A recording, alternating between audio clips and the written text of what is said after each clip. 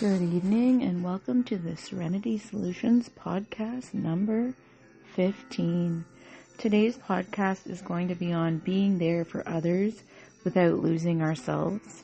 I'm just going to turn that music down a little bit there. And this one's an important podcast for those healers and helpers out there that are doing this kind of work over and over, listening to others, being there for others, of course, without losing ourselves. It's a tough one. But I do find that a lot of people that aren't healers also do this. And I believe I was doing it prior to being a counselor as well. And I'm kind of going by this book about mindful self-compassion. And not word by word, of course, but just taking some information out of it. This book was written by Kristin Neff and Christopher Germer. Or Germer, yes. And they talk about the empathetic response and how it's adaptive, because when we, as counselors or as human beings, are empathetic to people, we try and avoid our own suffering and put ourselves in their shoes. But it is, like I've mentioned, pretty impossible to totally remove yourself and not think of things that are coming up for yourself. We try hard in graduate school to learn how to do that. Learn when it is appropriate to share, and there are times when it is appropriate to disclose and tell our clients, tidbits of information that might help them normalize things, like might make them feel more normalized in their situation, because we might have a little bit of a personal tidbit, but we don't want to get into it so much that it's our counseling session. So that's not ethical.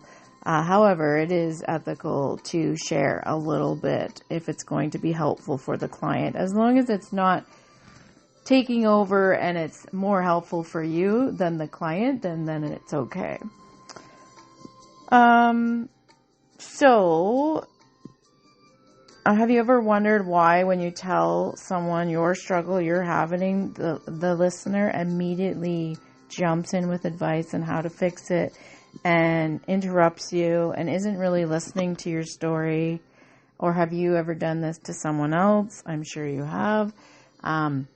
It's hard, and especially if you're kind of impulsive, not to jump in and want to fix things. And if you are a healer, you probably do want to help people. We also learn a lot about listening empathetically in our counseling courses. But like I said a second ago, the empathetic distress that comes up brings up uncomfortable feelings for the listener as well. And people just find it really difficult to just sit and listen and not listen to reply. And I mentioned this the other day to a friend,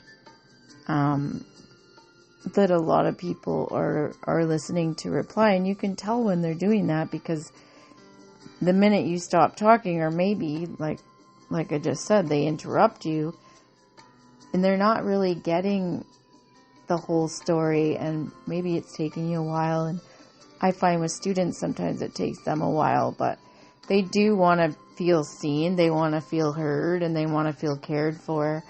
And sometimes that's all that they need. Even if they're going through a really traumatic experience, the fact that they have someone one-to-one listening to them, not doing anything else but listening, really helps them get that out. And I know, as an adult, as a human being, as a therapist, that I appreciate when people do that for me too. And I really notice when people do interrupt, and when people, try to give you the advice. Like, sometimes I want advice, sometimes I want help. And I can't always be a counselor my whole life. Like, I need times where I'm the person talking, and often that happens with me because I listen all day long as my career, as my job. So sometimes I talk a lot with my people that are close to me or people that I trust. And then I'm like, oh, am I being a counselor? But I don't need to be a counselor in that situation, right? We need breaks from that too. Even though it is in our nature to help people and listen, and we use those skills in our relationships as well, we can't always be the people that are counseling, right? So anyways, this may have brought up some things for you already, and the fact that you may notice people that do that all the time, that interrupt, that can't even listen to what you're saying.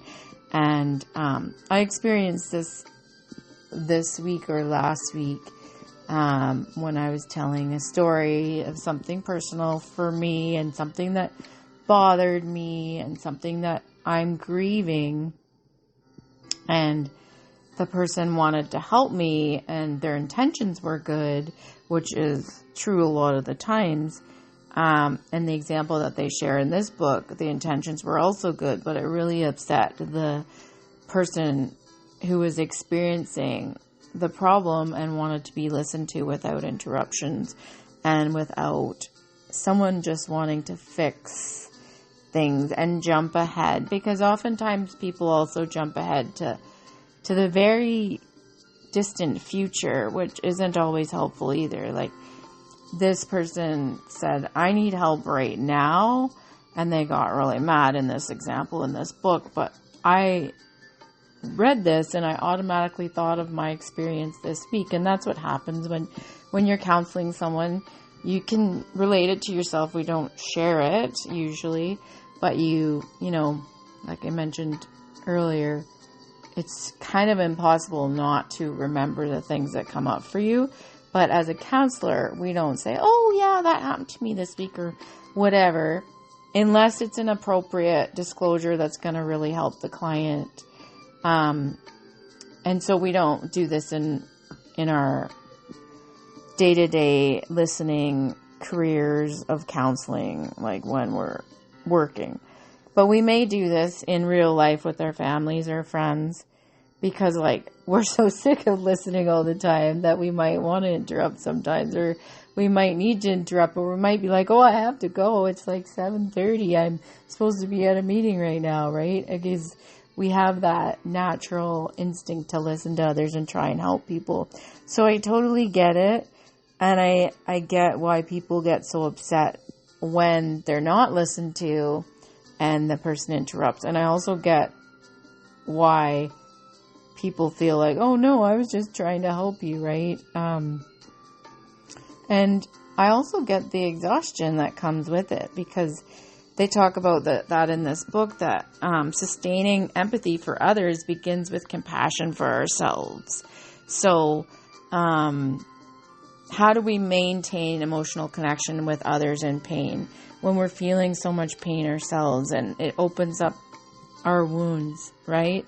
When we're open and accepting of our ongoing reaction to the speaker, and we have compassion for how difficult it is to listen sometimes, we can allow the other person to speak without needing to interrupt them or distract ourselves during the conversation. So it all leads back to having more compassion for ourselves, and then being able to put ourselves in the other people's, in the other person's, on the other person's shoes is what I was going to say, feet. Put ourselves in the other people's feet.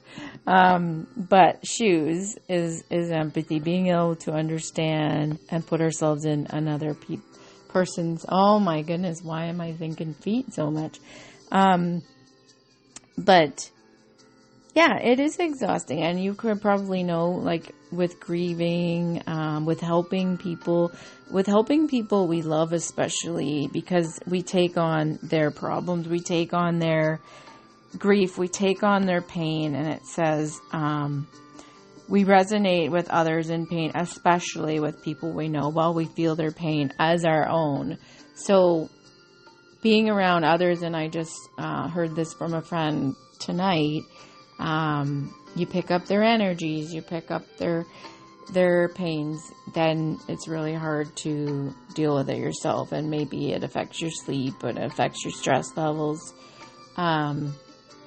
So I did a reel today about isolating and recharging, and it's not a bad thing to isolate because you need to recharge and have that downtime, especially when you're a healer and a listener and a helper, right?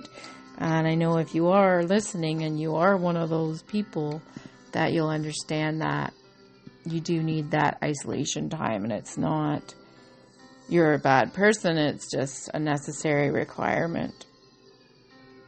So, I'm going to do a little meditation about giving and receiving compassion that will hopefully help you with this.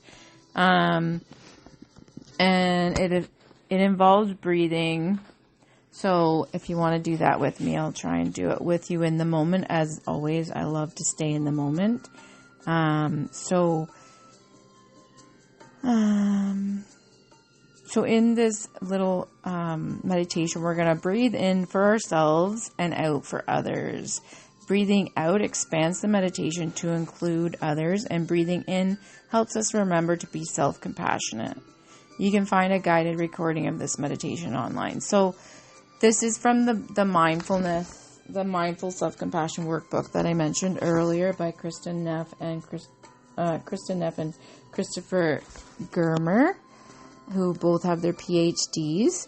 I'm going to get started now and do it for you. So sit comfortably, close your eyes, and if you like, put a hand over your heart or another soothing place as a reminder to bring not just awareness, but loving awareness to your experience and to yourself.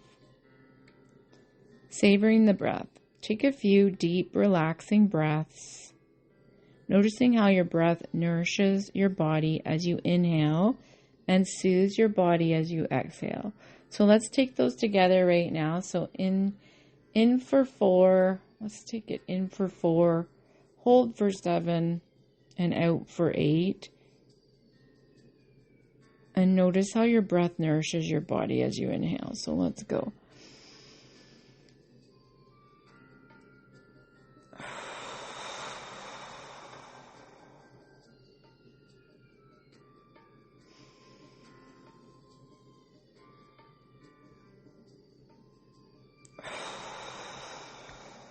And one more.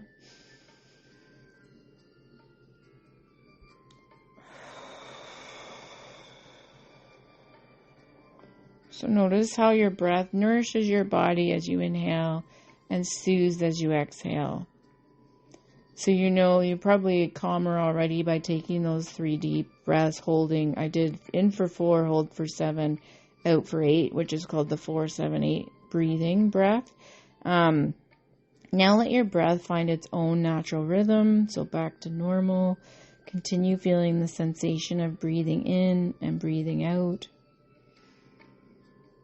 If you like, allow yourself to be gently rocked and caressed by the rhythm of your breathing. So really tune in to your breathing right now. Notice when you're taking that breath in and your body's being nourished, and then when you breathe out, your body is being soothed. So that's savoring the breath. Warming up awareness.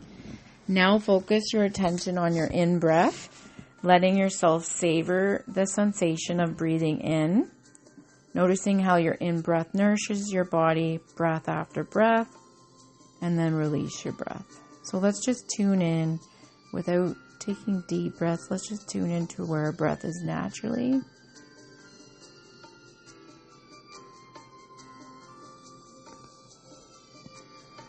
And release. As you breathe, begin to breathe in kindness and compassion for yourself. Just feel the quality of kindness and compassion as you breathe in. Or if you prefer, letting a word or image ride on your in-breath, like hope or kindness or love. Now shift your focus to your out-breath. Feeling your body breathe out, feeling the ease of exhalation.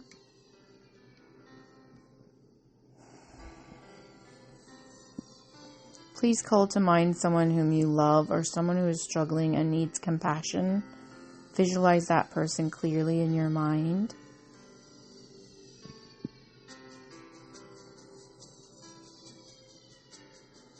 Begin directing your out-breath to this person, offering the ease of breathing out.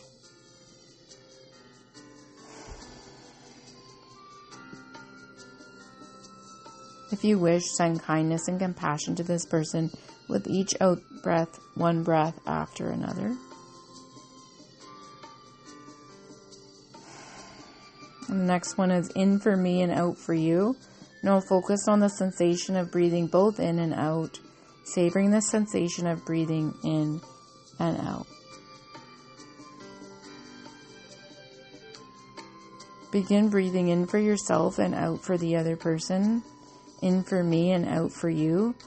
One for me and one for you.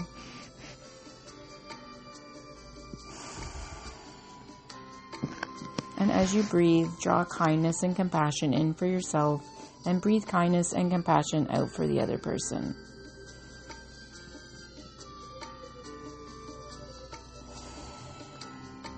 If you wish, you can focus a little more on yourself, 2 for me and 1 for you, or the other person, 1 for me and 3 for you, or just let it be an equal flow, whatever feels right in the moment.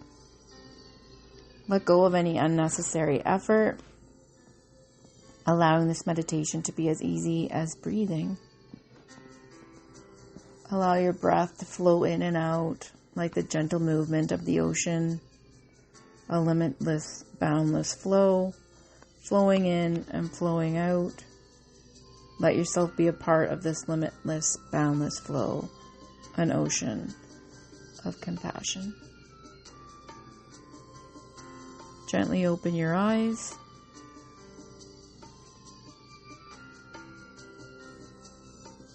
All right, let's do the reflection on this. So, what did you notice during this meditation? For me, I noticed peacefulness, slowed down, calmness, and I did feel good when I thought of that other person and sent them peace and happiness. It says, what did you feel? Like I said, peace, happiness, like I was helping somebody. Was it easier to breathe in for yourself or out for the other? I think it's easier for me to breathe out for the other. Were you able to adjust the flow when needed, focusing more on yourself or the other according to whose need was most salient? I think for that one, I felt that the other person needed more, so I had an easier time breathing out for them. It can be a great relief to give compassion to ourselves while we are being compassionate to others. Some people, however, don't like to focus on themselves at all, especially if the other person is in a great deal of pain. It's important to adjust the direction of our breathing so that it feels just right. Sometimes it may feel right to focus primarily on breathing out for the other, at other times primarily on breathing in for oneself.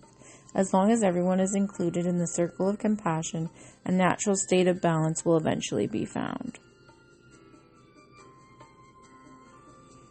All right, so another thing that I wanted to quickly talk about today, and I'll keep this one short and sweet, but is compassionate listening.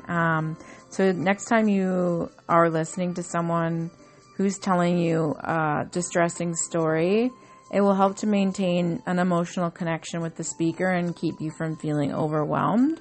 So using embodied listening, listen in an embodied way, listen with your whole body, use that whole body listening with your heart, your eyes, your body language, letting yourself feel whatever arises in your body, as well as paying attention to your eyes and your ears.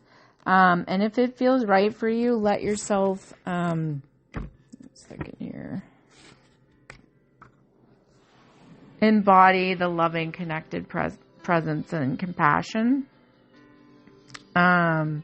And as you listen, you may have natural reactions, as I mentioned earlier.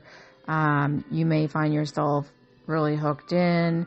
You may find overwhelmed with your own feelings. So be mindful of that. You may need to isolate after and recharge. And you may be exhausted when you're giving and receiving compassion. Sometimes you can find your attention wearing off and wandering off, and just like when you meditate, and you notice you're being distracted and you need to remind yourself, and that's okay. It's what meditation is all about. Like, trying to focus on nothing is really hard, right? But trying to focus on another person without getting all of your things in your head is hard too. And that's why it's so exhausting to listen and be a counselor and be there for someone all day long. That's why it's kind of nice when you have a variety of different people coming in, because it might not bring up, definitely, like, this is an aside for me, it might not bring up the things that the last person's situation brought up. So as a school counselor, that's a nice thing, because I get a variety of different concerns and different people and different emotions coming up, and not always so many of my own things happening for me. But like I said earlier, it's pretty natural for that to happen. We just have to control what we share out of that. And remember to continue breathing in compassion and out, breathing in and out compassion until you listen again in an embodied way, and until you're able to really focus. It can be distracting to really focus on your breath. Like, even with me trying to do this meditation for you and doing the breathing at the same time was distracting, but I was able to really get in and tune in, because that's what I want to do on these podcasts, is be present, be in the moment, share the experiences with you, so that it's authentic and it's helpful for you and me as well. So being there for others without losing ourselves is the key part of this podcast. After trying out this practice a few times while listening to others, reflect on how it impacts your experience of listening. If you find the breathing is getting in the way and distracting you, then perhaps listen to the amount and focus you put on your breath. But if you find you're still being overwhelmed by empathetic distress, or your urge to fix keeps getting the better of you, it may be wise to give more attention to being centered in your body and breathing in for yourself and out for the other as you listen. So experiment with that until you find a balance that works for you. So that's breathing in for that person and breathing in for yourself, and then breathing out for them. And if you keep that in mind prior to listening to somebody, it might help you with that urge to interrupt them as well, because now you're focusing on breathing in for yourself and breathing out for them. You might be more focused on that, and you might not have all the thoughts in your head that, oh, what can I say? How can I help this person? And actually let them talk so that you can listen and help them in the end. All right, so it is Christmas week. It is December 28th today. So I'm going to keep this short and sweet. I hope that's helpful for you. Maybe something like this happened over the Christmas holidays when you were with family or friends, and you might have upset someone by interrupting them, or maybe you just feel like you did and you don't know for sure, but give this a try and see how it goes for you. And I hope that you all have a wonderful end to December 2024 and a wonderful end to the year 2024, because we're leading up to New Year's. I hope that you all have a happy and safe New Year's Eve, December 20. Oh my goodness. We're going into 2025, and I feel like this is going to be an amazing year, for me anyways. And I hope that it will be for you as well. So I'm going to leave it at that. Have a calm, cool, serene evening, and I'll see you next week.